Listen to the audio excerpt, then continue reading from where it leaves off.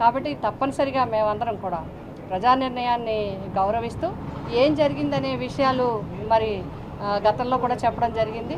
అది ఈవీఎంసా ఏంటి అనేది, ఇంతంత మెజార్టీలు కానీ ఈ రకంగా రావటం కానీ ఇవన్నీ కూడా మరి దీనికి సాక్ష్యాలు ఇవన్నీ కాదు, చాలా ఇది దేశవ్యాప్తంగా కూడా చర్చ జరుగుతుంది.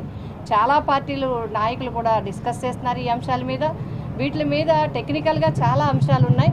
అదేవిధంగా గతంలో ఇట్లాగే నెగ్గిన వాళ్ళు కూడా గతంలో కూడా చెప్పడం జరిగింది.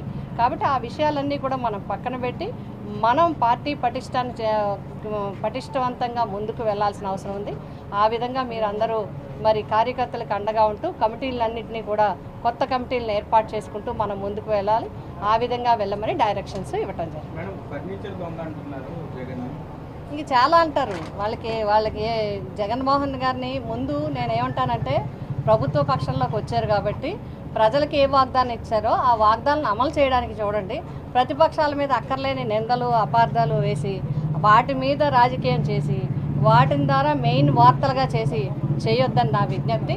మీరు ప్రజలకు ఏమైతే ఇచ్చారో, పేద వర్గాలకు ఏమైతే ఇచ్చారో, మహిళలకు ఏమైతే ఇచ్చారో, ఎస్సీ ఎస్టీ బీసీ వర్గాలకు ఏమైతే ఇచ్చారో, విద్యార్థులకు ఏమైతే ఇచ్చారో అవన్నీ కూడా మరి జగన్మోహన్ రెడ్డి గారు ఒక డేట్ పెట్టి క్యాలెండర్ పెట్టి ఏ విధంగా అయితే అమలు చేశారో, ఏ విధంగా అయితే పక్షపాతి ధోరణి లేకుండా ఈవెన్ పార్టీలను కూడా చూడకుండా ఏ విధంగా అయితే పథకాలు సంక్షేమ కార్యక్రమాలు అమలు చేశారో మీరు ఆ విధంగా చేసి చూపించమని నేను తెలియజేస్తాను.